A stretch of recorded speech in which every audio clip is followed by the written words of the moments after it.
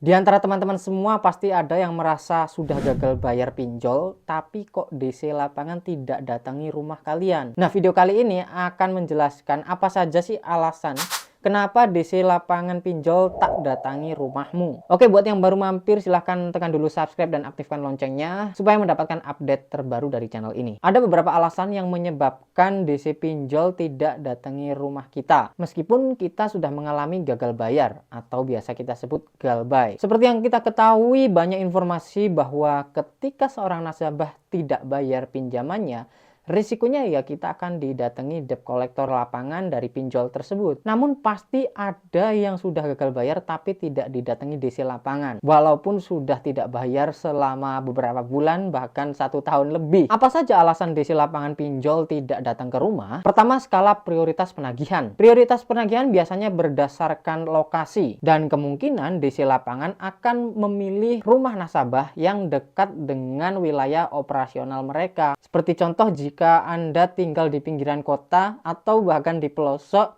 ya teman-teman kemungkinan kecil akan didatangi DC lapangan ya. Itu sangat kecil kemungkinannya. Mereka pasti memprioritaskan wilayah di kota-kota besar yang dekat dengan wilayah operasional mereka. Yang kedua, butuh dana operasional. Jika DC lapangan pinjol ingin melakukan penagihan, pastinya butuh dana operasional. Dengan ini pihak pinjol pasti mikir 2 kali. Karena informasi yang saya dapatkan, tidak semua pinjol itu memiliki anggaran untuk dana operasional bagian penagihan. Terus dapat uangnya gimana dong para DC-DC ini? Ya mungkin nanti ketika sudah berhasil mendapatkan uangnya setelah nagih, ya mereka akan dapat bonus seperti itu. Yang ketiga, DC lapangan tak datangi rumah kita karena minimnya jumlah debt collector yang mereka miliki. DC lapangan pinjol di setiap daerah pasti ada beberapa orang, tapi mereka tidak mungkin bisa mengambil alih ratusan tagihan dalam waktu singkat. Maka dari itu, mereka akan membuat skala prioritas penagihan. Lokasi teman-teman juga sangat berpengaruh, apalagi misalkan jauh banget dari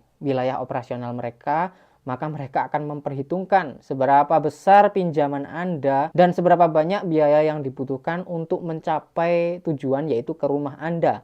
Misalkan rumah Anda jaraknya jauh, ke rumah teman-teman misalkan butuh biaya 500.000, sedangkan pinjaman teman-teman hanya 200.000. Itu kan rugi.